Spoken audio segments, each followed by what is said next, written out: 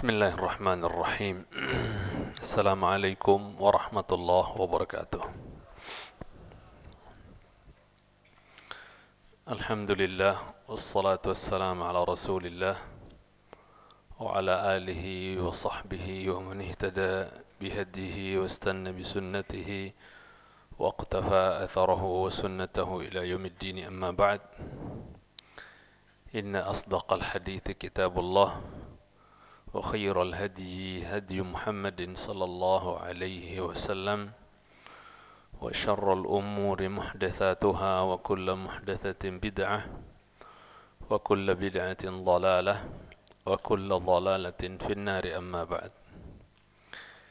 Jemaah sekalian yang saya hormati dan saya cintai karena Allah Subhanahu wa taala, alhamdulillah, tidak putus-putusnya kita memuji dan memuja Rabb kita Jalla fi'ula atas semua nikmat dan karunia yang dicurahkan untuk kita semua,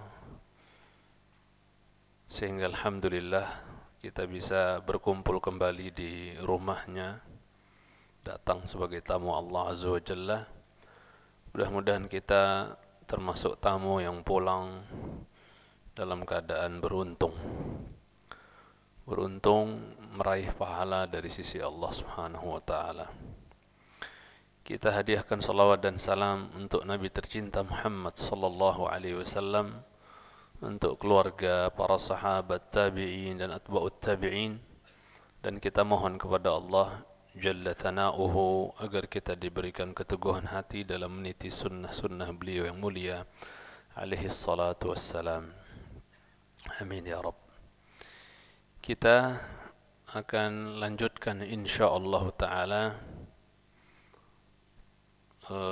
penjelasan yang tersisa dari masalah yang ke-91, sedikit lagi penjelasan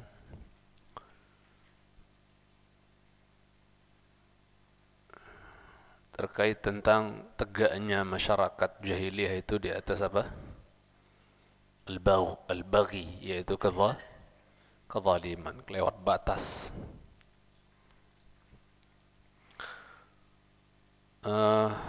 Di pertemuan yang lalu kita bawakan terakhir Al-A'raf ayat 33 kalau tidak keliru.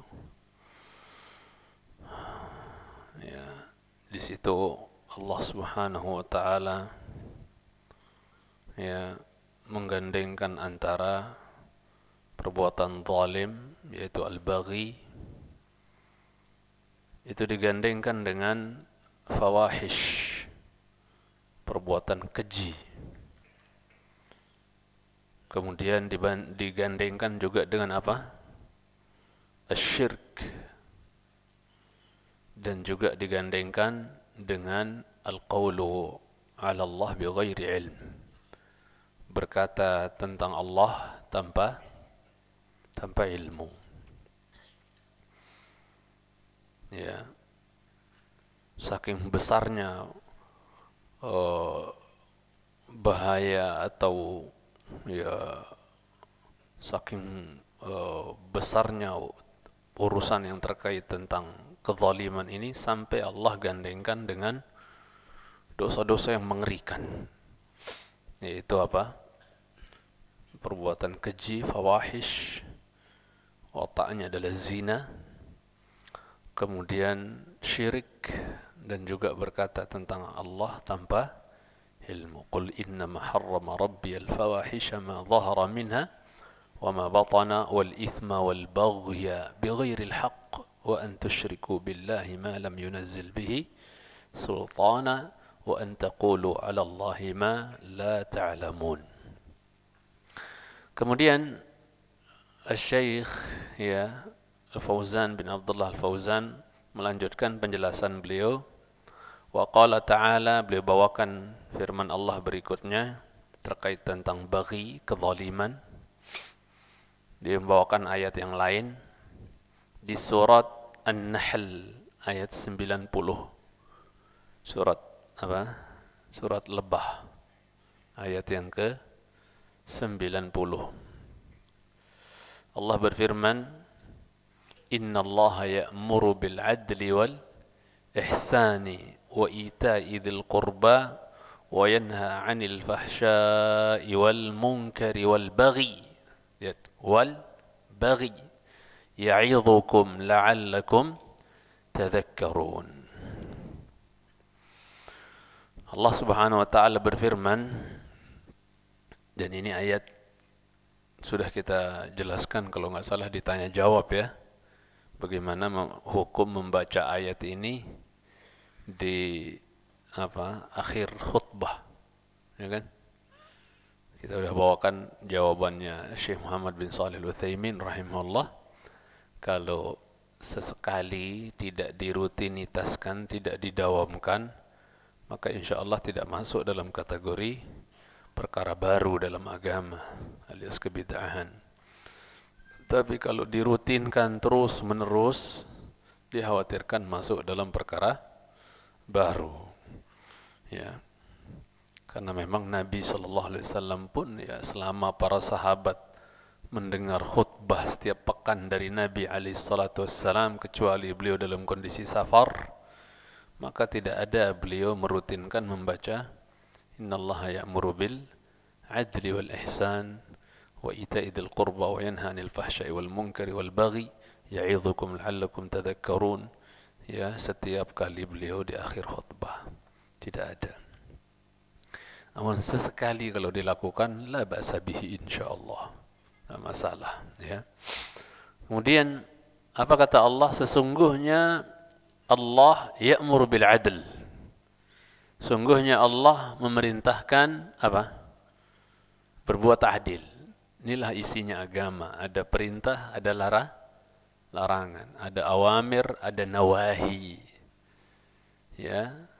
Awamir kita diperintah untuk imtithal, taat. Ya, melakukan, melaksanakan. Nawahi, larangan, diperintah untuk ijtinab, yaitu apa? Menjauhi, meninggalkan.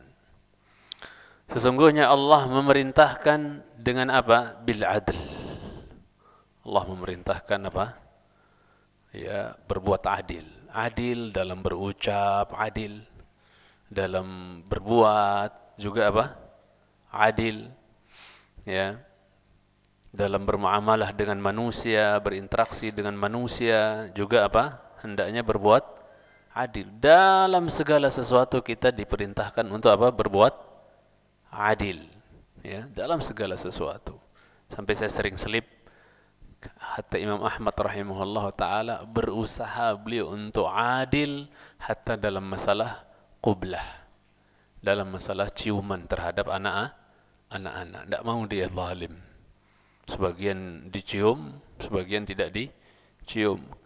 Ya, berikan lagi contoh yang lain. Sebagian digendong, yang lain tidak digendong, dan seterusnya. Dia berusaha untuk berlaku adil. Karena memang Nabi SAW merintahkan i'dilu baina auladikum. Berbuat adillah kalian di antara anak-anak kalian. Ya, berbuat adil di antara anak-anak kalian, jangan zalim. Ya, jadi sesungguhnya Allah memerintahkan untuk berbuat adil, terutama yang sangat besar efeknya adalah para pemimpin.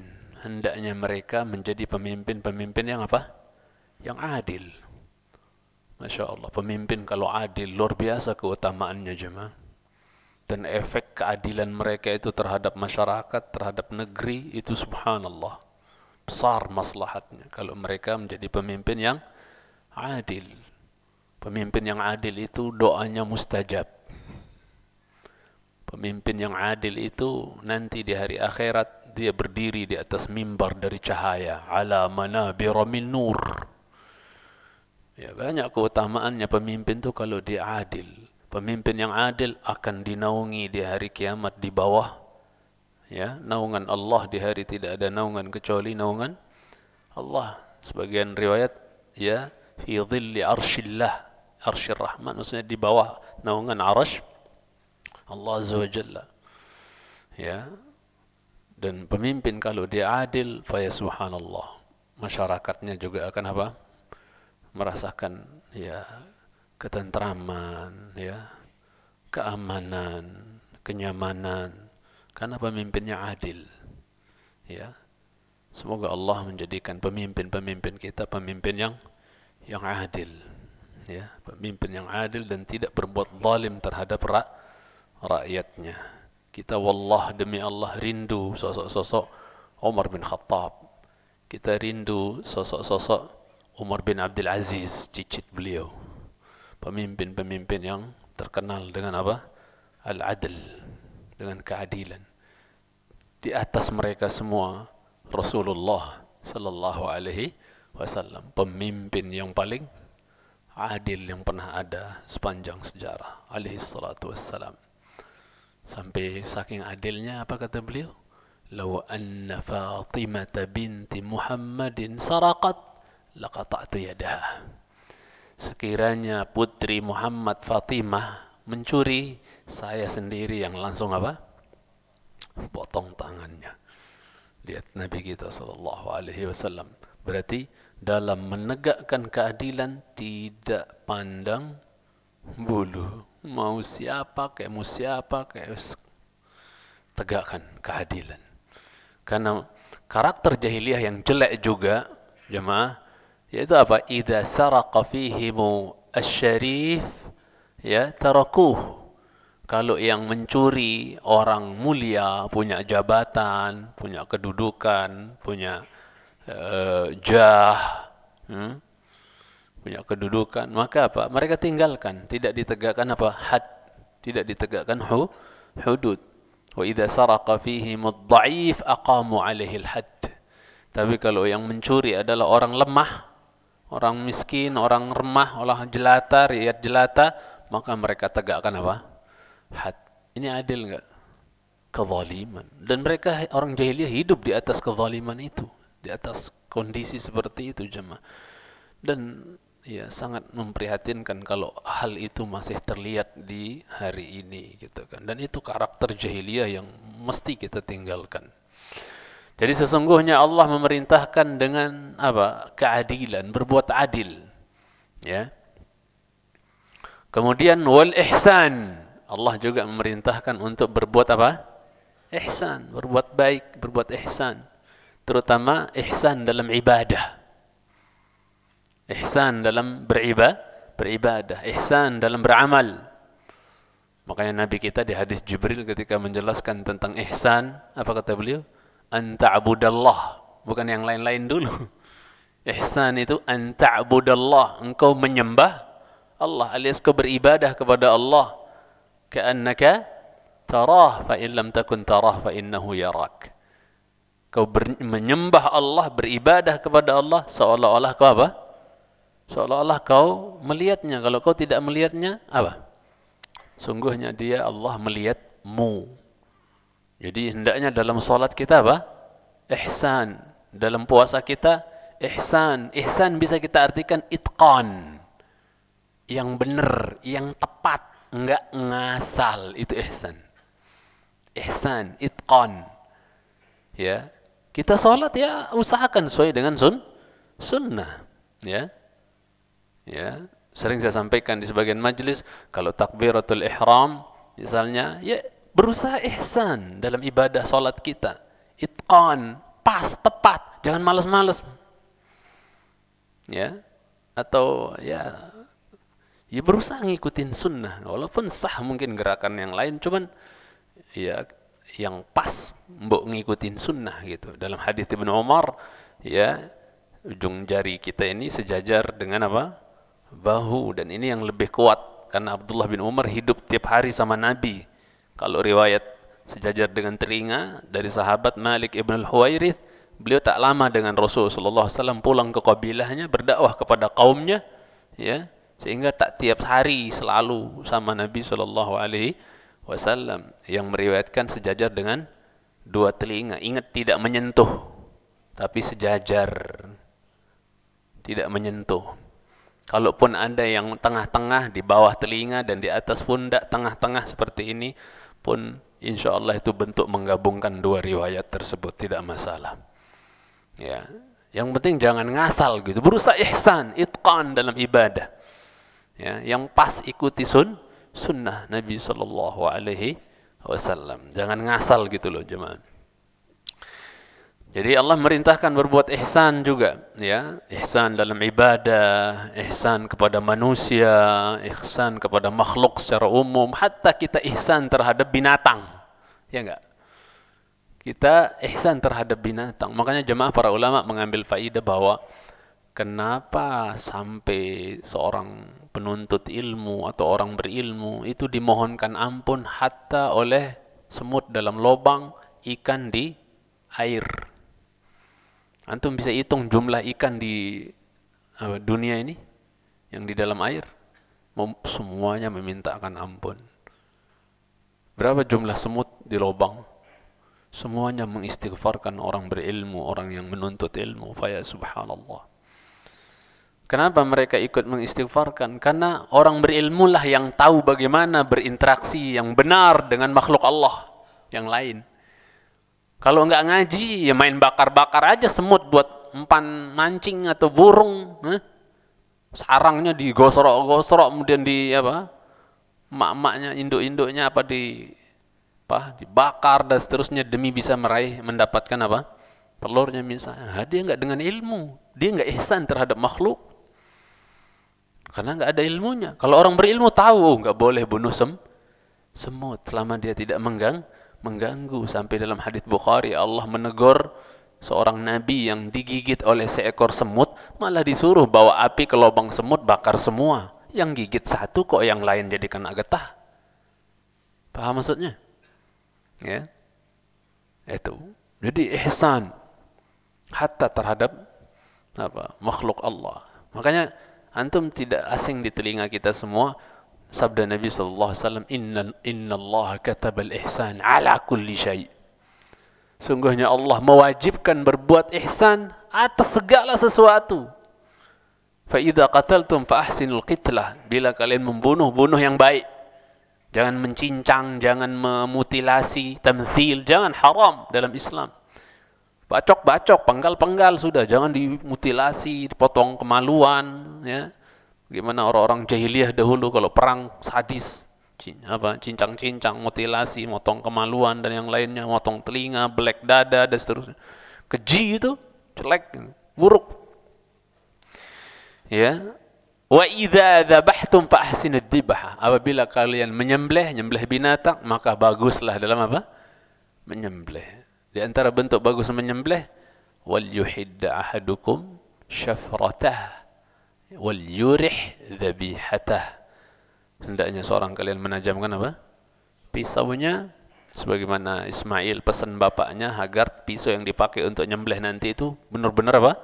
Tajam, supaya dia tidak tersiksa merasakan sakit. Sekali kelar gitu kan ibaratnya. Ya. Dan hendaknya dia bikin nyaman binatang sembelihannya itu. Kalau memang udah tepar, udah lepas saja talinya supaya darahnya dia bergerak, ya, bergerak-gerak sehingga lancar darahnya keluar sehingga daging tidak bau. Kita banyak dapatkan daging kurang enak, kurang sedap aromanya, kurang gimana kadang-kadang karena darahnya stuck gitu kan, karena tidak bisa gerak dia, karena masih diikat walaupun maksudnya sudah nggak mampu untuk lari, ibaratnya lepas saja dia nggak akan lari insya Allah. Kasuistis aja ada yang kabur lari itu pasti ada yang belum putus, salah satunya mungkin. Kemudian jamaah yang saya cintai karena Allah Azza wa Jalla, jadi Allah juga suruh berlaku ihsan. Wa ita'idil qurba. Allah merintahkan untuk apa? Memberi kepada kerabat. Memberi kepada apa? Siapa? Kerabat. Ini perkara yang banyak orang lalai darinya. Orang yang ada hubungan kekerabatan dengan dirinya, hendaknya dia berbagi jemaah. Hendaknya dia berbagi dan tidak bakhil. Ya toh? Ya, kalau yang ibaratnya jaril junub, tetangga jauh saja, kita tetap disuruh untuk berlaku ihsan. Bagaimana jari dzil qurba? Bagaimana dengan tetangga ibaratnya yang memiliki hubungan apa? Kekerabatan dengan kita. Maka hendaknya kita apa? Memberi, ya, memberikan sedekah, ya, nafaqah, maksudnya berinfak untuk mereka, memberi untuk mereka, berbagi jemaah. Ya. Karena Islam mengajarkan kita hidup ini berbagi, ya. Hidup ini berbagi. Makanya kalau kita lihat filosofis dari ibaratnya biji-bijian, rata-rata dia biji-biji itu memiliki dua kelopak ya. Dia ada garis tengahnya ya. Kayak misalnya lihat biji kedelai misalnya. Dia ada garis tengahnya ya. Dan itu bisa belah kan, terbelah dua kan. Kalau dibelah dia belah dua kan. Itu saja, dari situ saja ibaratnya apa ya, seolah-olah Allah ingin ngirim message kepada kita, pesan kepada kita bahwa hidup jangan apa, senang untuk diri sendiri saja, usahakan berbagi gitu kan. Buah jeruk apa dan yang lain dibikin oleh Allah apa, bisa apa, pisah-pisah gitu kan. Antum ada makan jeruk buka langsung enggak, bisa Masya Allah, antum ada lagi bertamu atau jeruknya tinggal satu misalnya, udah antum sepotong mas misalnya, itu kan gampang ini ya, dipisah. Itu semua kalau kita tadaburi, Masya Allah, Maha Suci Allah menjadikan buah-buahan, biji-bijian tuh kayak dua kelopak atau berbiji-biji. Pisang coba lihat tuh, Masya Allah, bisa berbagi, mudah berbagi jemaah. Coba kalau pisang satu buah tapi apa sepanjang itu, antum makannya kepiye itu, digorok-gorok ribet dah. Masya Allah, Maha Suci Engkau ya Allah menjadikan pisang dunia ini apa, misah-misah, sisir-sisir. Masya Allah, agar kita berbagi jemaah cintai karena Allah Subhanahu wa ta'ala, tidak kenyang sendiri. Itu. Kemudian ikhwatal Islam yang saya cintai karena Allah Azza wa Jalla, wa yanha 'anil fahsya'i wal munkari, dan Allah melarang dari perbuatan apa? Fahsya wal munkar. Kata-kata al-fahsya wal munkar ini mirip dengan al-ithmi wal udwan, al-fusuq wal isyan. Itu mirip-mirip ya jemaah. Kita dengar dalam Al-Quran ada ya apa, wa karraha ilaikumul kufra wal fusuqa wal isyan. Al-fusuq wal isyan mirip-mirip, sama-sama. Fusuk juga keluar dari ketaatan, isyan yang maksiat, keluar dari ketaatan namanya maksiat. Ya paham ya, sama sebenarnya hakikatnya ya. Cuman kata para ulama, kalau dia nyatu fusuk wal isyan, pasti dia memiliki, kalau disatukan disebut bareng-bareng dua, pasti dia memiliki makna yang berbeda. Kalau dipisah, fusuk sendiri berarti masuk juga di dalamnya isyan, maksiat. Disebut isyan sendiri, masuk juga di dalamnya fusuk. Paham maksudnya? Al-adawatu wal baghdha, asalnya al-ithmi wal udwan, al-ithmi wal udwan ya, sama juga kata para ulama, al-ithmi wal udwan mirip, sama seperti ini al-fahsya wal munkar. Fahsya kalau digabung berdua kayak gini ya, masing-masing memiliki arti, tapi kalau dipisahin ya disebut fahsya doang, masuk di dalamnya mungkar. Disebut mungkar doang, masuk di dalamnya apa? Fahsya. Mencintai sunnah ta'ala. Kalau dia disebut bersamaan kayak gini, berarti kan ada perbedaan ya. Pasti ada perbedaan kan? Nggak mungkin apa? Ibaratnya kalau sama berarti pemborosan kata dong. Berarti dia masing-masing memiliki makna tersendiri. Walaupun asalnya dia sama sebenarnya. Cuman apa bedanya? Kata sebagian ahli ilmu, kalau fahsya, kan ada fahsya wal munkar. Kalau fahsya itu kemungkaran yang sudah levelnya mughalladhah, udah sadis, udah kejinya, makanya dibahasakan apa biasanya? Keji, kemungkaran yang sudah super keji. Ya. Makanya zina dikatakan apa? Fahisyah, karena dia mungkar yang sangat apa? Keji sekali. Dibahasakan oleh Allah, innahu kana fahisyatan wa sa'a sabila. Dia sesungguhnya adalah apa? Fahisyah, perbuatan keji dan sejelek-jelek jalan gitu. Saking busuk buruknya zina itu, dibahasakan apa? Fahisyah. Sama kayak liwat, maksudnya apa? Sama kayak homoseksual, ya. Seperti perbuatan kaum Lut. Bawakan kaum Lut. Jangan bilang Luti, tapi perbuatan kaum Lut. Yang dalam Islam hukumnya yang berbuat dan yang diberbuatin, paham maksudnya? Yang sama, dua-duanya laki-lakinya, yang G itu, dua-duanya sama dibunuh dalam Islam. Itu manusia produk gagal itu. Na'udzubillah. Ya, kalau dia tidak segera merubah diri, taubat, bisa sembuh insya Allah. Kemudian jemaah cintai sunnah ta'ala, jadi kalau fahsya itu mungkar yang sudah level apa? Sadis, sudah paham maksudnya? Udah keji wis gitu. Ya. Terus mungkar berarti di bawahnya fahsya, lebih ringan dari apa? Daripada apa? Fahsya, mungkar lebih ringan daripada fahsya. Ya. Macam-macam sih memang pendapat para ulama tentang perbedaan antara fahsya dan mungkar ini. Ada yang bilang kalau fahsya itu condong tersembunyi, mungkar condong tampak di halayak ramai, di luaran. Kalau fahsya biasanya orang berbuatnya di tempat sepi. Kayak zina biasanya orang di pinggir jalan atau di sepi-sepi dalam ruangan. Itu biasanya fahsya kata sebagian ahli ilmu. Ya, itu adalah fahsya yang dilakukan, kemungkaran yang dilakukan diam-diam, ngumpet-ngumpet, kunci kamar di rumah. Kalau mungkar dia apa? Biasanya identiknya dilakukan di mana? Di luar, dilihat oleh halayak atau orang, lihatnya di luar, di jalan, orang bacok, orang apa, biasanya kelihatan di luar.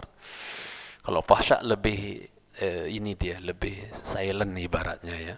Yang mencintai karena Allah Subhanahu wa taala. Dan obat keduanya kata Allah salat. Mau terhindar dari fahsya, dosa diam-diam di rumah. Mau terhindar dari mungkar, dosa yang biasanya tampak di luaran. Apa solusinya kata Allah di Al-Ankabut? Aqimis shalah, tegakkan salat. Innas salata tanha 'anil fahsya'i wal munkar. Maka kalau orang sampai terjerumus dalam zina di rumah diam-diam, di ruangan, di hotel, di mana, diam-diam, itu pasti ada masalah di mana? Salatnya. Ya tak? Ada orang berbuat mungkar di luar dan seterusnya, pokoknya mungkar dia lakukan di luaran sana, itu pasti juga ada masalah dengan apa? Salatnya. Salat ini barometer jemaah cintai. Bisa dikatakan berarti salat ini adalah barometer. Dan Umar bin Khattab telah cerdas tentang urusan ini.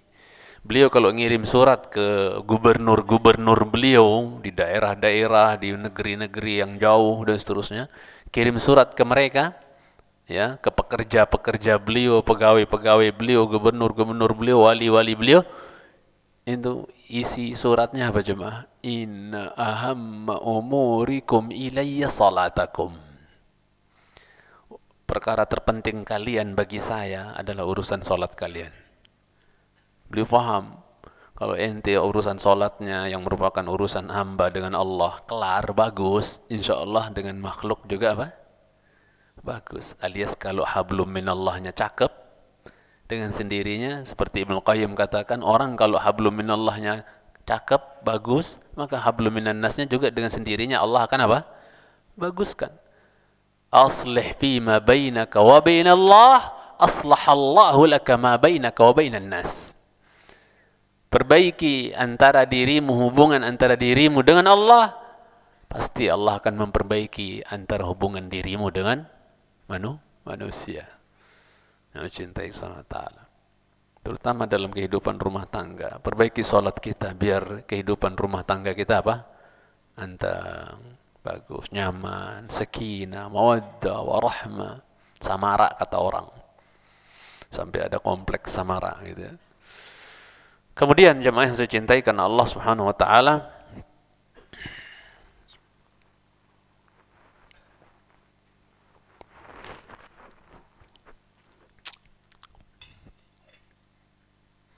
ya,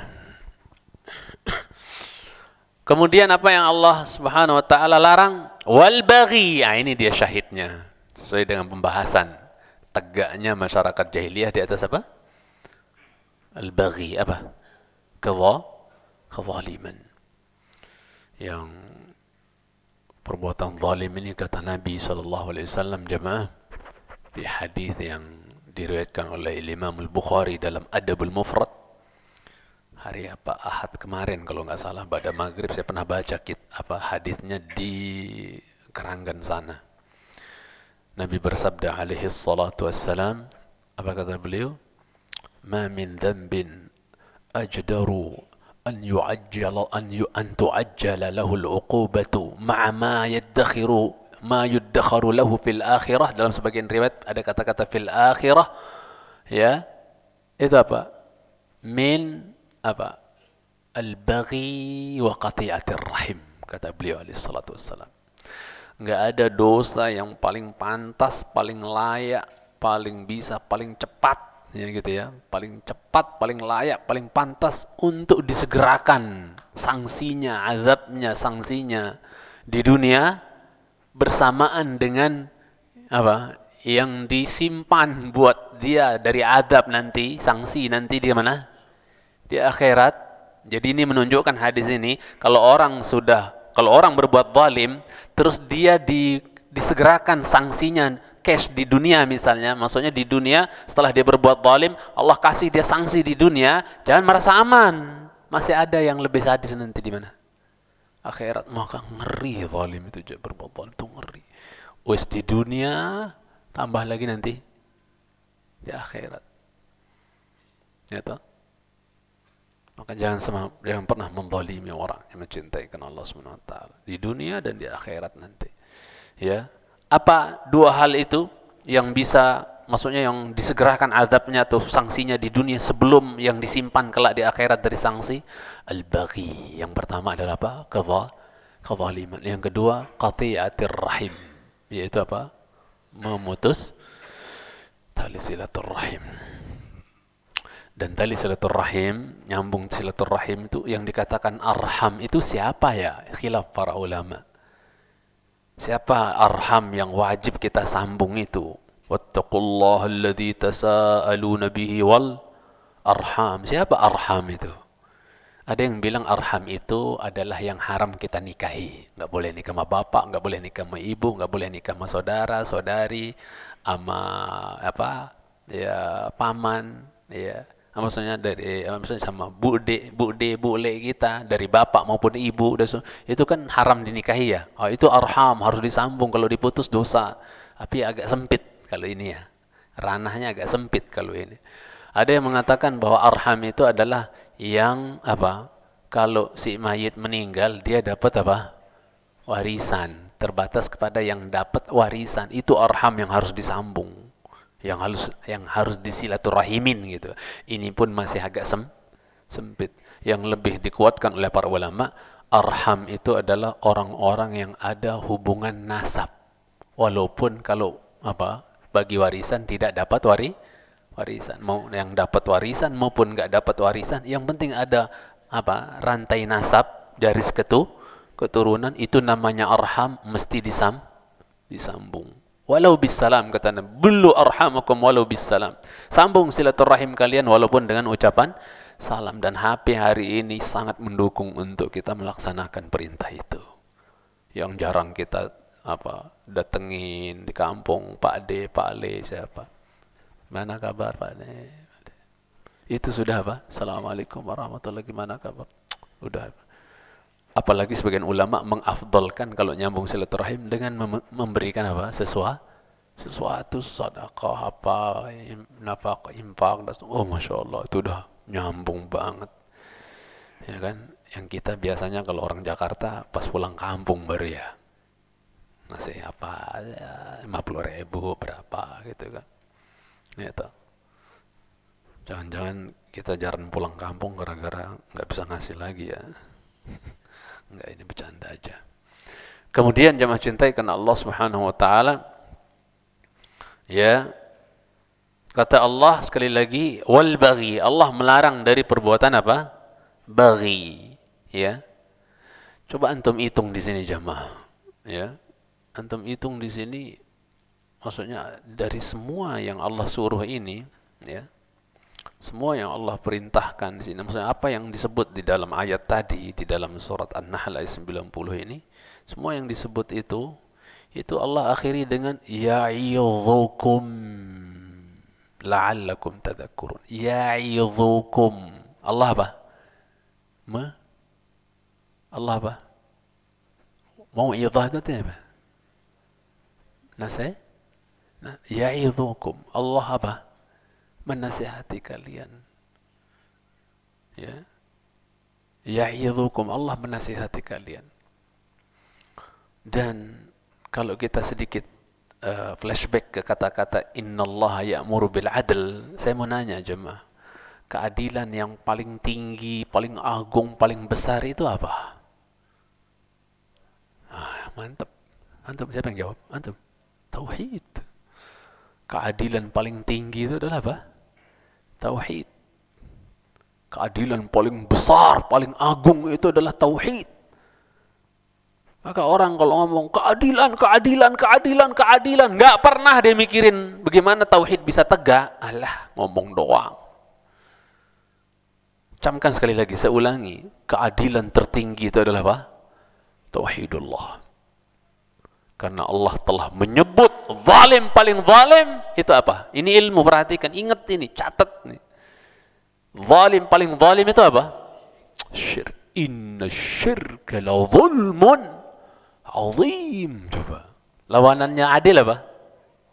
Zalim, bagi. Ya? Allah bilang kesyirikan itu adalah apa? Kezaliman yang paling apa? Besar. Berarti keadilan yang paling besar adalah apa? Tauhid. Maka wahai yang Anda mengusung keadilan, mendengung-dengungkan keadilan, mana tauhid dalam perhatian Anda, dalam dakwah Anda, dalam gerakan Anda? Tauhid mana? Ini ilmu yang harus kita pancang ini jemaah. Ya. Ya. Nah, semua yang tadi itu, ya, yang tadi kita sebutkan itu, Allah katakan ya'idzukum. Berarti semuanya adalah nasihat. Berarti nasihat paling keren itu nasihat tentang apa tadi? Tauhid. Karena semuanya ya'idzukum, Allah nasihati kalian. Dengan yang tadi awal-awal itu. Ya. Itu sekali lagi, nasihat terindah, terbaik buat umat itu adalah nasihat tentang tauhid. Bagus nasihatin tentang tegakkan sholat, tegakkan ini, tegakkan itu. Tapi mana nasihat terbesar, nasihat tertinggi tentang apa? Tauhid. Kalau kita sayang sama orang, kita nasihatin kan dia ketika salah. Maka guru atau da'i, ulama yang paling sayang terhadap umat adalah yang menasihati umat tentang masalah apa? Tauhid, dan mewanti-wanti umat dari perbuatan syirik. Camkan ini. Bila perlu dipotong potongan ceramah saya ini, yang ini tentang ini dipotong, disebarkan biar manusia paham. Karena jarang kita dengar. Mungkin ada yang menyampaikan, cuman mungkin nggak di share biar manusia tahu. Oh iya ya, bahwa keadilan tertinggi adalah apa? Tauhid. Sebagaimana kezaliman paling besar, paling tinggi adalah syirik. Potong ini kalau bisa, saya ingetin. Ya, kemudian di share. Ya. Jadi jemaah, biar manfaat maksud saya. Nah, kemudian jemaah cintai karena Allah Subhanahu wa taala, Allah katakan semuanya adalah mau'izah, nasihat. Cuman jadi masalah hari ini, walakin la tuhibbunan nasihin. Banyakan manusia hari ini enggak suka sama orang yang memberi nasihat. Apalagi kalau nasihatnya nasihat tentang tauhid, tegakkan tauhid, jauhkan syirik. Banyak orang apa? Allahu Akbar. Ya. Dari dulu sampai sekarang. Antum pernah dengar sejarahnya seorang pentolan Asy'ari yang namanya Ibnu Tumat? Tahu sejarahnya? Setiap malam 70.000 orang-orang yang dituduh mujassimah di kalangan orang-orang bertauhid dibunuh. Maka kalau orang-orang saudara-saudara kita dari kalangan Asy'ariyin menuduh Syekh Muhammad bin Abdul Wahhab pembunuh berdarah dingin, mana buktinya? Malah pentolan kalian, ya, yang kalian jadikan rujukan, bahkan dibangga-banggakan, yaitu siapa? Ya, Ibnu Tumat. Itu apa? Setiap malamnya 70.000 orang dibantai. Lihat orang mabuk dibantai, dibunuh. Dia yang lebih berhak untuk dikatakan pembunuh berdarah dingin. Kalau antum penasaran, cari aja di media, medsos mungkin, Syekh Google mungkin ada itu kayaknya. Coba kalau ini nambah pengetahuan tentang siapa? Ibnu Tumat itu. Oh, sadis itu. Itu baru penumpah darah asli itu, dan dia pengusung Asy'ariyah. Mohon maaf ya, karena kita kan dituduh terus ya kan. Ini dakwah apa? Dakwah sadis, pembunuh apa dan seterusnya. Timpalin lagi. Ya, mencintai karena Allah SWT. Azan dulu nanti kita sampaikan. Kita lanjutkan. Alhamdulillah wassalatu wassalamu ala Rasulillah wa ala alihi wa sahbihi wa man wala. Amma ba'd. Saya pertegas lagi bahwa apa yang disebutkan sebelumnya tadi sekali lagi adalah ya'idhukum. Dia adalah nasihat, mau'izah dari Allah Azza wa Jalla. Kalau mau'izah dari Allah saja enggak didengar oleh sebagian orang, ya gimana yang lain? Allah musta'an. Sekali lagi mau'izah tertinggi adalah mau'izah tentang tauhid. Ya, nasihat tentang tauhid. Makanya ketika Hud alaihissalam mendakwahkan kaumnya tauhid dan mereka menolak, membantah, ya, membangkang, ya, mereka mengatakan di dalam surat Asy-Syu'ara ayat 136, cek di situ. Asy-Syu'ara ayat 136. Kaum Nabi Hud bilang apa? Qalu sawa'un 'alaina awa'adta am lam takun minal wa'idhin. Ketika Hud mendakwahkan tauhid kepada mereka, menasihatkan tauhid kepada mereka agar menyembah Allah semata, meninggalkan sesembahan-sembahan lain sebagai Allah, dari Allah Azza wa Jalla, dari berhala-berhala. Mereka mengatakan apa? Sawa'un alaina. Hud, sama aja buat kami. Bodoh ai, sami mawon. Ya, awa'abta, kamu kasih kami nasihat, am lam takun minal wa'idhin, atau kamu enggak termasuk orang-orang yang beri nasihat, alias kamu enggak nasihatin kami, sama aja, mau nasihatin enggak nasihat, kami enggak akan ikut. Paham maksudnya? Coba.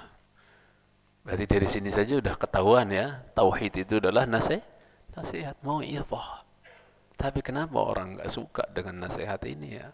Kalau yang lain-lain yang nyentuh-nyentuh, yang bikin baper-baper, Masya Allah. Tapi giliran dinasihatin tentang tauhid, jegageng sebagian manusia. Ya, padahal nasihat tentang tauhid ini adalah nasihat terlembut. Ya kan? Nasihat terlembut. Nasihat tentang la ilaha illallah, nasihat terlembut. Apa kata Allah kepada Musa dan Harun? Ya, idhaba ila fir'auna innahu tagha faqula lahu qawlan layyina la'allahu yatadhakkaru aw yakhsha. Dalam surah Taha. Katakan oleh kalian berdua kepada Fir'aun qawlan layyina. Ucapan yang apa? Lemah, lembut. Sebagian ulama tafsir menafsirkan qawlan layyina, maknanya apa? Qawlan layyina yakni qawlu la ilaha illallah. Firaun disuruh oleh Allah, siapa? Musa dan Harun disuruh untuk mengajak mengajak Firaun kepada apa?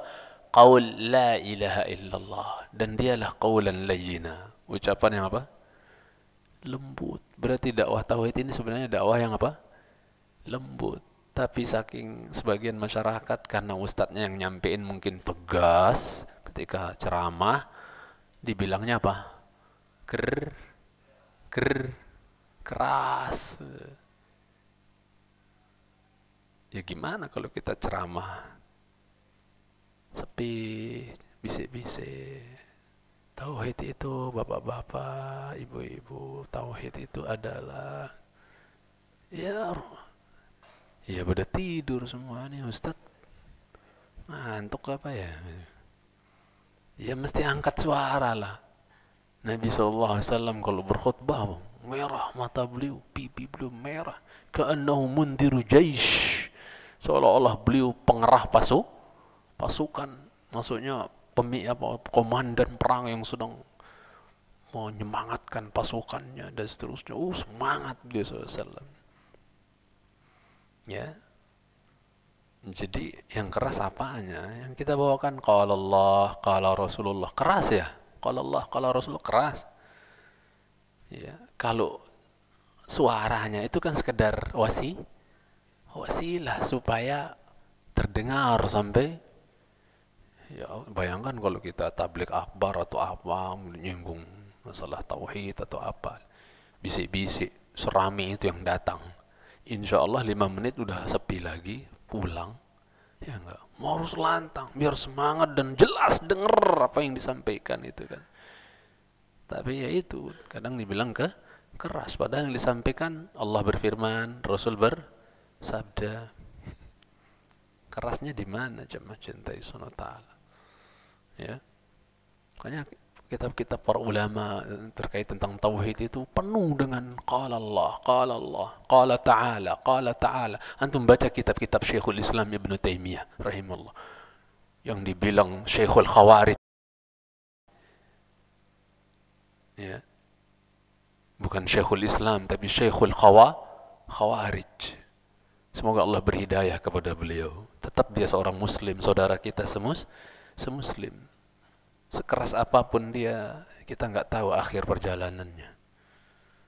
Sebenci apapun dia terhadap dakwah ini, kita nggak tahu nanti bisa jadi Allah jadikan dia singa-singa sunnah. Nggak tahu kita. Kan kita udah bawa hadisnya di sini kan?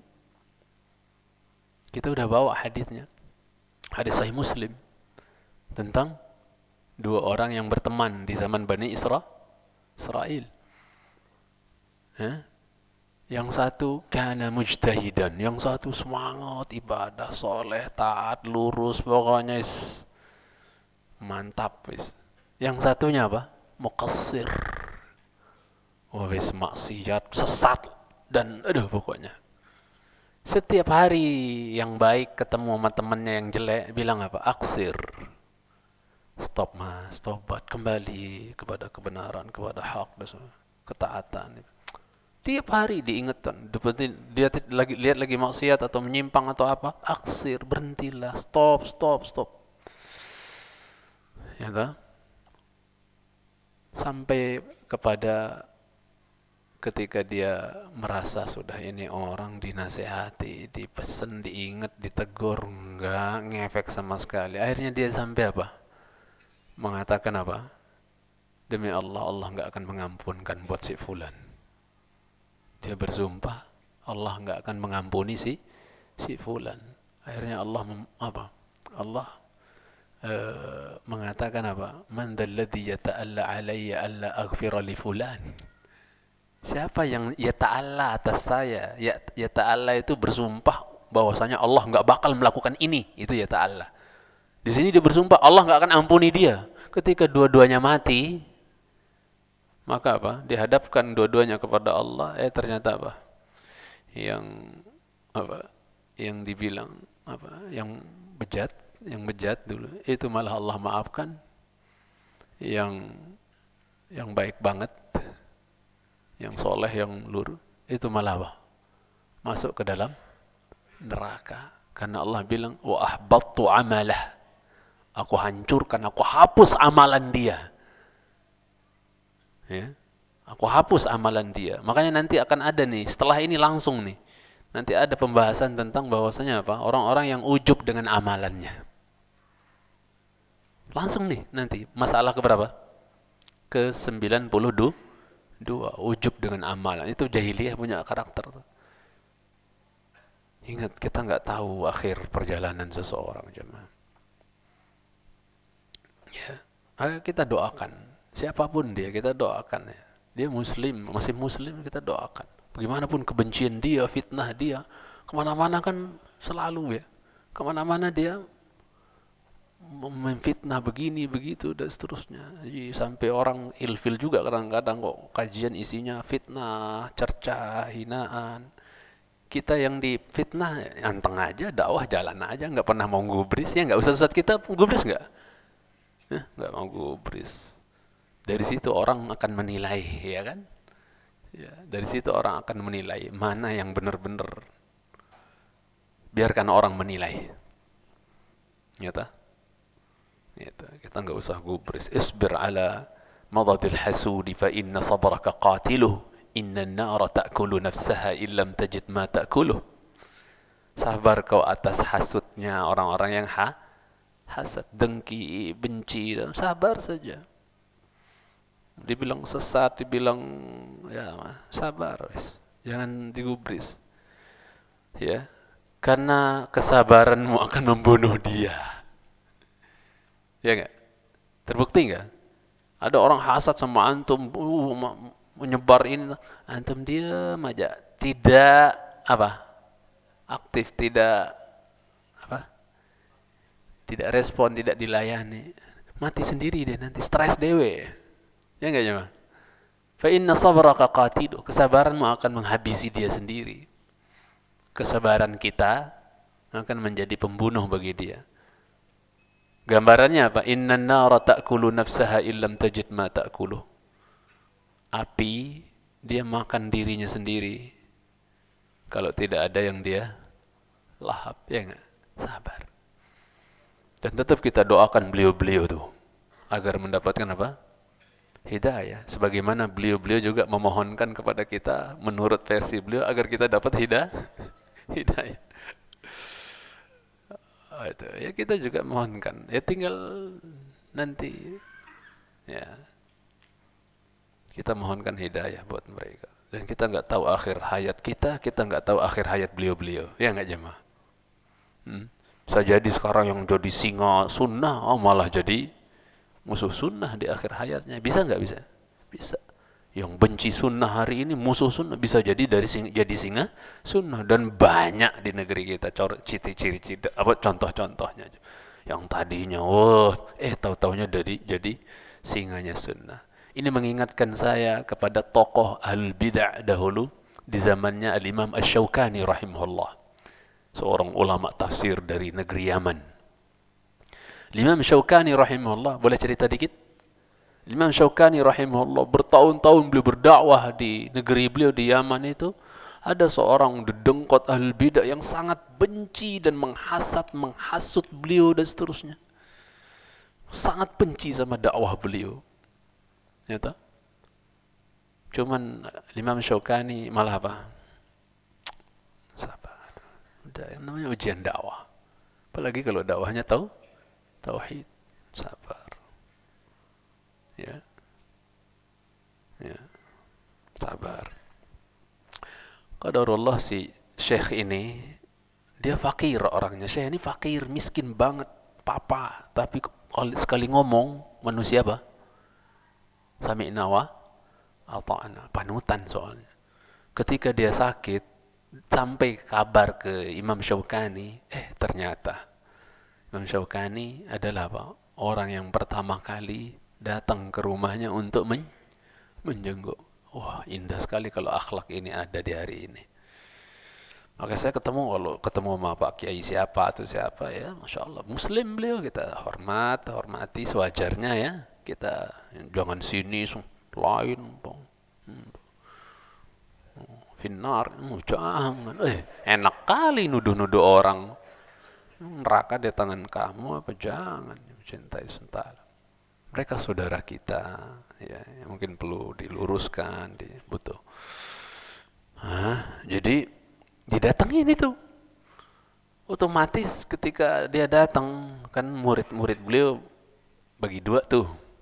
Apalagi zaman now, murid-muridnya Imam Syaukani ketika bilang, aneh mau pergi jenguk Syekh Fulan. Padahal muridnya semua tahu bahwasanya Syekh Fulan ini adalah apa? Musuh bebuyutan dakwah. Musuh bebuyutan dakwah. muridnya terbelah dua. Siapa yang mau ikut saya menjenguk beliau? Sebagian mau ikut, sebagian nggak mau ikut. Ya.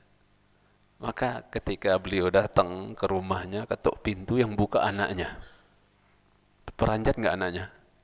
Pastinya terperanjat. Bagaimana musuh bebuyutan bapak saya malah yang pertama kali jenguk bapak saya. Ingat kisah Yahudi yang naruh gangguan jalan buat Nabi kita SAW. Pas dia sakit anaknya, Nabi yang jenguk, insya Allah, sampai dia masuk Islam anaknya sebelum meninggal. Maka jemaah cintai sonoto, anaknya terperanjat. Ya, tapi mau nggak mau kan ngasih tahu bapaknya itu. Syaukani datang jenguk engkau, abah gitu kan. Oh, lebih terperanjat lagi, orang anaknya aja terperanjat, apalagi abahnya yang memang musuh bebuyutannya. Tapi dia nggak punya pilihan lain kecuali mempersilahkan apa? Masuk. Nggak ada datang, makanya yang bener loh, jangan musuh-musuhin dakwah, rasain nih. 2 jam lagi kelar ente gitu.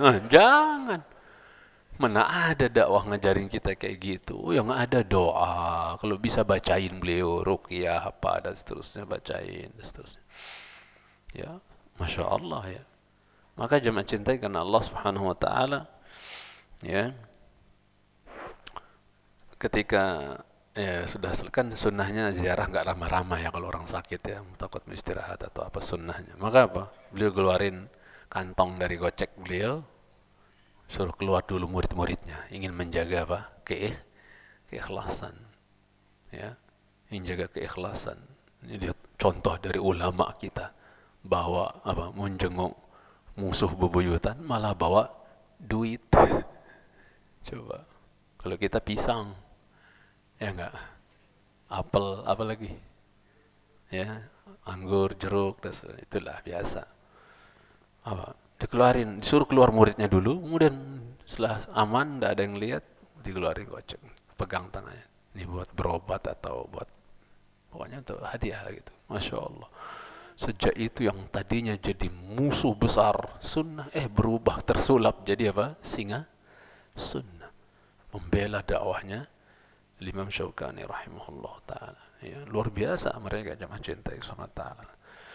Dan betapa sulitnya hari ini kita dapatkan fenomena seperti ini, kecuali yang dirahmati oleh Allah Azza wa Jalla. Tapi kalau orang yang nggak paham kadang-kadang, gimana itu datengin rumahnya ahli ini, ahli itu, fitnahnya macam-macam kan. Padahal sebagian ulama salaf ada yang mencontohkan seperti itu gitu kan. Maksudnya ulama-ulama terdahulu ada yang mencontohkan hal seperti itu untuk ta'liful qulub ibaratnya kan, untuk mengambil hati dia dan seterusnya. Dan saya sering sampaikan, al-mar'u jubbila ala hubbi man ahsana ilaih. Orang itu sudah difitrahkan senang sama orang yang berbuat baik sama dirinya. Ya enggak jemaah? Ana kalau cerita pengalaman ana di kampung ana panjang jadinya jemaah. Allahu Akbar. Sadis sampai ibu saya, bapak saya hari-harinya hanya bisa menangis. Ini kalau ada yang dengar, ini live kan ya? Kalau ada yang dengar, jadi ingat pada itu bagaimana dulu anak dimusuhi, digibah di sana sini dan seterusnya gara-gara apa? Ya, maksudnya tidak mengikuti tradisi yang sudah terpola di masyarakat gitu kan, yang sebatas pengetahuan kita yang bertentangan dengan syariat dengan sunnah. Berat awal-awal itu jemaah. Berat sekali. Ibu saya tuh tiap hari nangis itu. Sampai saya panjang ceritanya. Tapi Masya Allah, begitu makin kesini saya semakin bisa berpikir, dakwah itu begini. Ternyata hadiah itu sangat manfaat sekali. Ya, secara umum memang diperintahkan untuk tahabu, saling beri hadiah, kalian akan saling mencintai. Dan ternyata ini berlaku juga terhadap, walaupun mereka tidak semanhaj mungkin dengan kita, tapi ketika ada hadiah, saling memberi hadiah, tumbuh rasa apa? Ternyata dia baik sama kita. Yang tadinya kalau ketemu melengos, yang tadinya padahal baik sama saya, sayang sama saya, ketemu di pematang sawah sampai melengos, nggak mau lihat sama sekali. Begitu walau pakaian-pakaian tidak baru gitu ya, tapi koko-koko apa itu sangat mengambil hati mereka. Baik. Makanya saya kalau pulang itu kadang satu koper itu khusus untuk bagi-bagi di kampung dan seterusnya. Jadi situ udah ya, kayak musim korban atau apa kita kirimkan apa ada, masya Allah. Itu menumbuhkan apa? Kasih kasih sayang, maksudnya jadi respect. Walaupun mungkin tidak bisa langsung menerima apa yang kita sampaikan, ya sampai ada bahasa yang penting Samsul tidak nyuruh kita khotam sholat, nggak apa-apalah denger aja. Coba bagus kan, paling-paling tidak kan, paling tidak udah masih. Masya Allah jemaah, luar biasa itu efek hadiah ya dan seterusnya, berbuat baik, sopan kepada mereka, terus sabar aja, sabar, berusaha tetap berbuat baik dan seterusnya. Nanti ada saatnya Allah memberikan hasil dari kesabaran kita itu insyaallah taala. Taib. Kemudian jemaah cintai karena Allah Subhanahu wa taala. Wa qala an-nabiy sallallahu alaihi wasallam, "Ya'idzukum la'allakum tadhakkarun." Allah memberi nasihat kepada kalian, moga-moga kalian mengambil pelajaran. Ini yang akhir ini yang jadi masalah. Adakah semua orang mau mengambil pelajaran? Apakah orang mau mengambil pelajaran nih? Dari apa yang Allah sebutkan tadi itu, mau nggak ambil pelajaran? Ada yang mau nyadar nggak gitu kan? Notabene-nya di lapangan ada yang mau, ada yang tidak mau. Ada yang tadakkarun, ada yang tidak tadakkar. Itu dia. Mudah-mudahan kaum muslimin masuk dalam la'allakum tadakkarun, mengambil pelajaran. Alias berarti mau dinasehati dengan tauhid, dia larang dari syirik, dari perbuatan keji, mungkar, zalim, ya kan? Itu yang mencintai Subhanahu wa taala. Insyaallah sih manusia kaum muslimin ada kebaikan pada diri mereka jemaah. Ada kebaikan khair, ada kebaikan di sisi mereka. Tinggal bagaimana kita menyuguhkan kebaikan ini terhadap mereka dengan cara yang indah, yang bagus, yang baik. Insyaallah mereka akan apa jemaah? Nerima kok. Ana melihat di mana tuh kajian di depan gereja Al-Ikhlas ya, di Bembulung tuh. Banyak masyarakat sekitar yang kayaknya masih awam-awam. Kita sampaikan dengan kelembutan, ya, kita sampaikan dengan ya senyum, kelembutan dan seterusnya, dan ilmiah. Masya Allah, saya lihat yang bapak-bapak tua tuh, respect antusias, saya lihat itu bapak-bapak itu senang, masya Allah, alhamdulillah. Karena yang kita sampaikan ini dakwah fitrah jemaah. Semua berdasar qala Allah, qala Rasulullah, dan pakai adab, senyum, kita sapa dan seterusnya, tawadhu sama mereka. Itu bisa memenjarakan hati mereka loh jemaah. Ya, mudah-mudahan ini bisa jadi sebab kebaikan gitu buat mereka gitu kan. Yang tadinya nggak tahu tentang ini jadi tahu dan seterusnya. Yang mungkin selama ini sebagian menyembunyi, maksudnya diam, mungkin udah tahu tapi nggak mau nyampaikan, takut kagak diundang atau apa dan seterusnya kan. Itu. Tapi kita ambil hatinya pelan-pelan. Makanya saya sengaja bahas kitab Adabul Mufrad di sana. Yang dulu sempat kita bahas juga kalau nggak salah sekali sebulan di sini. Tapi karena berhubung kita ada pindah pekan 2 dan keempat dengan kitab tertentu sirah ya, maka ya anak inisiatif untuk Adabul Mufrad anak bahas di situ gitu kan. Dan pas mulainya dengan birrul walidain, cocok gitu untuk menggarap maksudnya merambah hutan pertama gitu ibaratnya. Alhamdulillah, hatta yang punya masjid juga masya Allah respect sama kita dan senang nanya terus, bahkan minta tambahan kajian lagi dan seterusnya. Alhamdulillah, mencintai. Intinya kita sampaikan hak ini dengan sopan, santun, akhlak, senyum, kelembutan dan seterusnya. Insya Allah ya ada kebaikan pada manusia, pada kaum muslimin. Tinggal kita bagaimana menyuguhkan, memframing kebaikan ini, tauhid ini, sunnah ini dengan cara yang baik. Jangan sinis, kasar, muka masam, galak dan sunda. Insya Allah ya kita akan dengar komentar dari mereka, dakwah kayak gini nih, ilmunya mantap, tapi akhlaknya juga mantap, bagus, nggak sombong ustadznya. nggak anti apa, masya Allah. Berhasil berarti dakwah kita kalau ada komentar seperti itu. Tapi kalau dibilang, oh ilmunya doang, akhlaknya, sini seorangnya galak, gak sopan, belum sukses kita dakwahnya. Ya. Wa qala an-nabiy sallallahu alaihi wasallam fi khutbati hujjatil wada' terkait dengan kezaliman. Nabi sallallahu alaihi wasallam bersabda di khutbah haji perpisahan. Ini hadis sering kita dengar jemaah, ya. Hadis disepakati Bukhari dan Muslim dalam sahihain. Nabi bersabda, ya, inna dima'akum wa a'radakum wa amwalakum 'alaikum haram ka hurmati yaumikum hadza fi baladikum hadza fi syahrikum hadza. Ya. Ya, ala hal ballaghtu?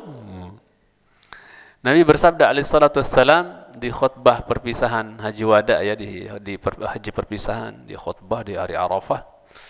Sesungguhnya darah kalian, ya, haram. Ya, sungguhnya darah kalian, kehormatan kalian, harta-harta kalian, atas kalian haram. Maksudnya haram untuk ditumpahkan, haram untuk dicoreng kehormatan, dan haram untuk dirampas, diambil tanpa hak, yaitu apa? Harta haram atas kalian. Kahurmati yaumikum hadza. Ya, seperti haramnya hari kalian ini. Wa fi baladikum hadza, di negeri kalian ini. Fi syahrikum hadza, di bulan kalian ini, bulan haram. Ya. Kemudian beliau bertanya, ala hal ballagtu, bukankah aku telah menyampaikan, mencintai karena Allah Subhanahu wa taala. Dan ini hadis ini jemaah disebutkan sebagai riwayat, beliau mengulanginya di 3 tempat. Bukan hanya di Arafah, saking pentingnya ini. Beliau ingin benar-benar mewanti-wanti umat nih, karena beliau udah feeling nih, udah ini namanya juga haji perpisahan, karena beliau mengatakan khudu anni manasikakum, ambil dari saya manasik haji kalian, fala'alli la alqakum ba'da ami hadza, bisa jadi aku nggak jumpa dengan kalian setelah tahun ini. Berarti itu indikasi bahwasanya beliau, ya, bakal meninggalkan umat, dan itu musibah terbesar bagi umat ini, ditinggalkan dengan penyampai wahyu, yaitu Muhammad sallallahu alaihi wasallam, Nabi alaihi salatu wassalam. Ya, maka beliau tekankan ini, ya, darah kalian, dan darah ini adalah urusan yang pertama kali akan dihisab nanti di akhirat, terkait dengan hamba dengan hamba. Urusan hamba dengan hamba yang akan dihisab pertama kali apa? Darah. Kalau Allah dengan hamba, salat. Darah ini bahaya jemaah, tak main-main. Ya, kemudian kehormatan kalian, harta kalian haram atas kalian, kata Nabi sallallahu alaihi wasallam. Ya, ini beliau ulang pertama di Arafah, kemudian yang mencintai Subhanahu wa taala di hari Nahr, ya. Kemudian di Mina, ya. Ya, di hari-hari tasyrik. Beliau ulang-ulang itu. Hadis beliau ini, sabda beliau ini sallallahu alaihi wasallam. Ya, beliau awali dengan apa? Dima, urusan darah beliau awali. Yang hari ini la ilaha illallah, darah ini, darah kaum muslimin ini kayak apa ya? Murahan ya jemaah ya. Gampang sekali orang bunuh-bunuhan. Ya, gampang sekali orang bunuh-bunuhan, membunuh sama muslim dan seterusnya. Yang Nabi mengancam, idzal taqal muslimani bisayfihima fal qatil wal maqtul fin nar. Apabila 2 muslim berjumpa dengan pedang masing-masing, yang membunuh dengan yang dibunuh sama-sama di neraka, diancam sama-sama di neraka. Ayadan billah, yang mencintai karena Allah Subhanahu wa taala. Ya. Jadi sangat murah sekarang darah kaum muslimin. Gampang sekali orang menumpahkan darah. Padahal setetes darah seorang mukmin itu lebih berharga, lebih mahal bagi Allah dibandingkan dunia beserta isinya. Dunia beserta isinya ini sirna, hancur, luluh lantah, itu lebih ringan dan lebih sepele di sisi Allah dibandingkan tertumpahnya setetes darah seorang Muslim, terbunuhnya seorang Muslim. Mahal orang beriman ini jemaah. Orang Muslim itu mahal di mata Allah. Lebih mahal dan lebih terhormat dibandingkan Ka'bah. Nabi yang bilang, depan Ka'bah Nabi bilang, betapa mulianya dirimu, tapi mukmin seorang Muslim lebih mulia. Sama Abdullah bin Umar lewat depan Ka'bah juga sama. Betapa eloknya dirimu hai Ka'bah, tapi seorang mukmin lebih elok, lebih mulia dibandingkan dirimu. Bayangkan jemaah. Terus gampang sekali ditumpahkan sekarang. Allah musta'an. Ciri-ciri kiamat. Kathratul haraj. Banyaknya haraj, pembunuhan. Jadi kita enggak heran ya. Tiap hari ada berita pembunuhan. Kita enggak heran karena Nabi sudah mengabarkan. Jamaah cintai karena Allah tabaraka wa taala. Saya akhiri dengan, dan memang selesai dengan ayat ini ya penjelasannya. Nanti di pertemuan akan datang kita akan masuk ke masalah yang ke-92. Kita akhiri dengan ayat ini. Sabar enggak sedikit? Satu ayat lagi. Terakhir sudah selesai penjelasan. Wa qala ta'ala, Allah berfirman ya. Tentang apa nih? Terkait pembunuhan, dan itu kezaliman enggak? Dan di zaman jahiliyah apa? Merebak enggak pembunuhan nih? Oh, bunuh-bunuhan tuh biasa. Konflik antar suku. Kan enggak ada pemimpin tertinggi dulu dia. Mereka punya karakter enggak mau dipimpin. Ya. Saking asabiyah kesukuannya itu luar biasa. Jadi enggak boleh ada pemimpin tertinggi di Mekah itu maksudnya. Tanah bangsa Arab itu enggak ada boleh. Yang ada masing-masing kabilah punya kepala suku, berantem, perang sampai ratusan tahun. Ya. Ya, Aus dan Khazraj kerjanya apa dulu? Perang terus, konflik terus. Sebelum Islam datang. Begitu Islam datang, Masya Allah, jadi Ansar, ya, Ansar. Ya.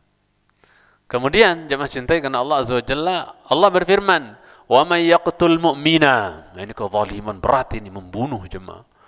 "Wa may yaqtul mu'mina." Ya. Kemudian apa? Caranya gimana? Muta'ammidan. Barang siapa yang membunuh seorang mukmin.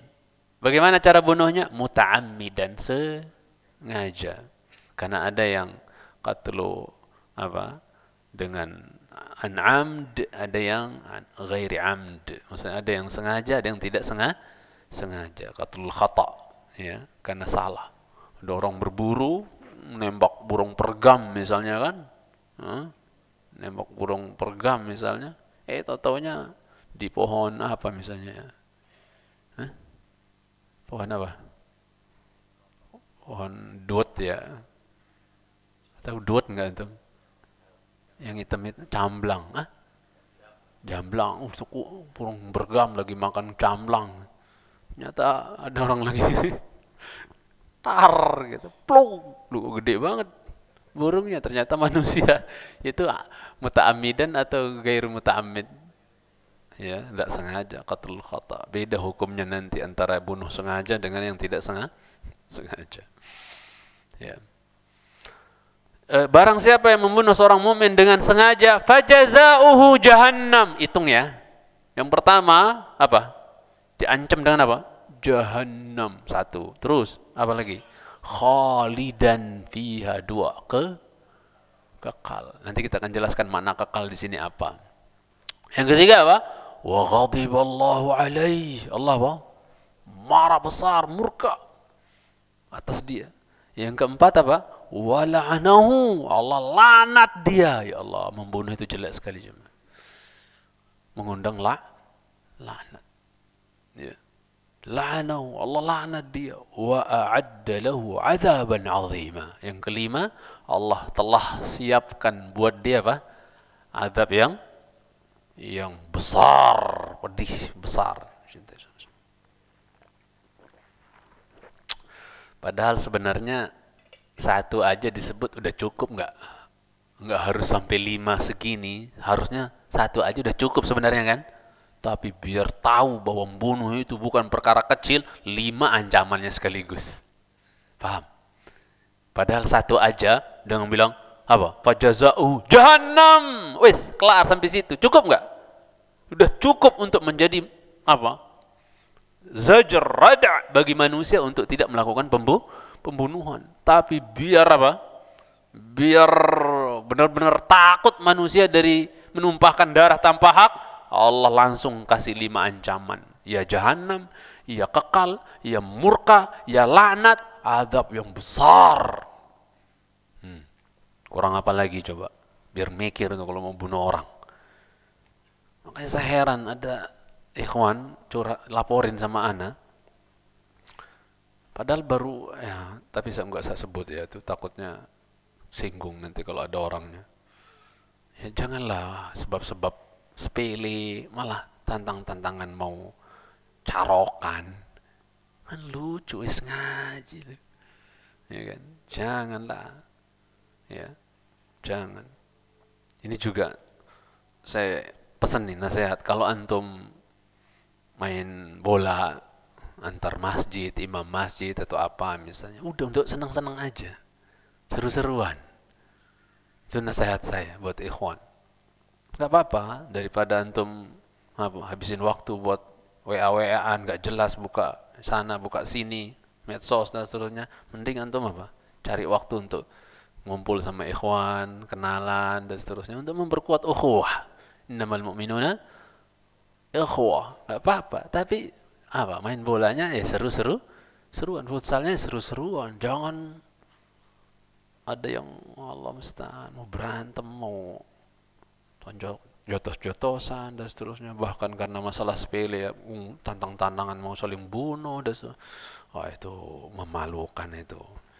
Itu belum masuk itu apa, ilmunya belum bisa mentahdzib dirinya, belum bisa mendesain dirinya jadi sosok orang yang berakhlak. Kita ngaji ini biar jadi orang berakhlak, bukan buat sangar-sangaran, tantang-tantangan, sok hebat, nggak usah lah, ya itu. Jadi jangan sebab-sebab sepele jadi masalah besar, digesek-gesek sama setan akhirnya. Nah, janganlah jemaah, itu nasihat ya. Kita bersaudara. Lihat kehidupan para sahabat. Muhammadur Rasulullah walladzina ma'ahu asyidda 'alal kufar ruhama'u bainahum. Ada clash di kalangan sahabat, tapi begitu cepat mereka apa? Islah. Ajaran Quran soalnya wassulhu khair. Apa? Islah alias apa? Apa istilahnya kalau bahasa kita? Baikan apa? Damai itu bagus kata Allah, khair.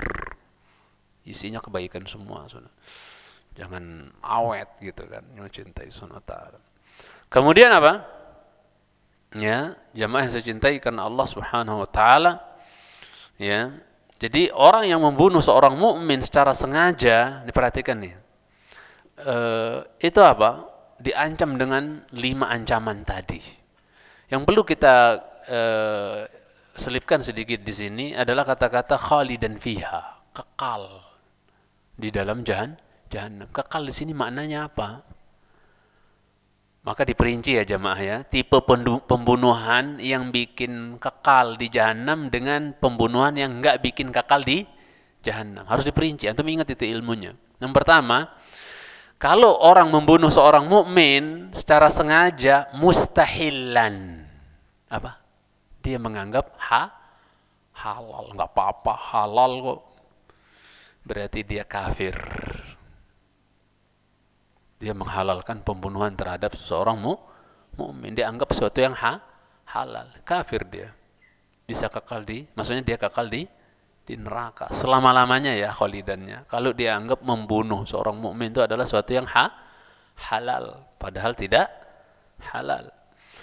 Ya, adapun apabila dia membunuh seorang mukmin dan dia yakin, yakinnya dalam hati, nggak ada syak, nggak ada keraguan sedikit pun bahwasanya apa? Membunuh seorang mukmin adalah apa? Perbuatan yang haram. Dia yakin itu. Tapi karena benci, karena marah, karena murka, dorongan apa, ya, akhirnya apa? Dia kelarin nyawa saudaranya, misalnya seorang mukmin. Maka dia tidak apa? Tidakkah kafir? Ada potensi pindah dari neraka ke surga? Ada? Ya, ada, karena dia tidak kafir. Dia tidak meyakini kehalalan membunuh seorang mukmin. Dia tahu itu haram, tapi saking tidak tahan amarah akhirnya apa? Bunuh, tikam, bunuh. Maka dia tidak kafir, ya, mencintai karena Allah SWT. Berarti khalidan di sini maknanya apa? Khuludan amadiyan, la abadiyan. Kekalnya apa? Amadi. Amadi itu apa? Sementara tapi suwi.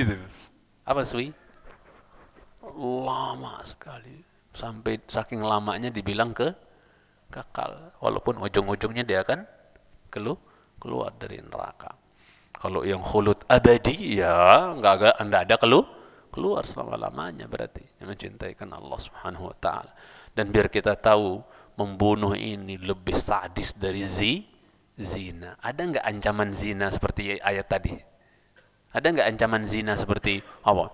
Jahannam kekal di dalamnya, murka Allah, laknat, azabnya. Ada nggak sesadis ini ancaman zina? Hah? Ada ancamannya, cuman adakah langsung sebanyak ini? Tidak. Tidak seperti apa? Ancaman buat pembunuhan. Pembunuhan ancaman sampai 5 kayak gini, berarti dia lebih sadis dari perzinahan. Sama-sama keji ya, cuman pembunuhan lebih apa? Lebih keji karena ancamannya seperti ini. Jemaah cintai karena Allah Azza wa Jalla, ya. Bahkan jemaah, saya tambah faedah sedikit. Jangankan orang mukmin yang dibunuh, membunuh orang yang sudah ada perjanjian dengan negara Islam, misalnya, istilahnya kafir mu'ahad saja, itu diancam nggak cium aroma surga ya. Hadis Bukhari, man qatala mu'ahadan lam yarihu raihatul jannah wa inna rihaha lam yarah raihatul jannah wa inna rihaha la yujadu min masirati 40 ama. Siapa membunuh apa? Kafir mu'ahad, orang yang sudah ada perjanjian dengan siapa? Negeri Islam. Dia datang dengan visa, ada izin dari pemerintah kita misalnya, wah, dibom, dibunuh. Orang ini walaupun dia namain apa? Jihad, tapi Nabi telah menamakannya qatalah, membunuh. Dua versi ya. Versi dia si pengantin jihad, versi Nabi apa? Membunuh, mengqatala mu'ahadan. Siapa yang membunuh orang yang telah ada perjanjian dengan apa? Negeri Islam. Ya, dalam sebagian riwayat, walau kana kafiran, walaupun dia kafir, dia tidak akan cium aroma surga. Sedangkan aroma surga bisa dicium dari perjalanan 40 tahun perjalanan. Ngeri jemaah. Lah ini kafir mu'ahad. Lalu bagaimana yang dibunuh seorang muslim? Ngeri. Hati-hati jemaah cintai Subhanahu wa taala. Saya akhiri dengan An-Nisa 92. Ini udah malam jemaah. Jangan banyak nanya ya. Ya, An-Nisa 92. Antum ambil gambaran dari sini. Membunuh orang kafir mu'ahad saja itu apa jemaah? Tetap pakai apa? Diat, bayar diat dan memerdekakan budak. Lalu bagaimana kalau yang dibunuh muslim lu? Ngeri.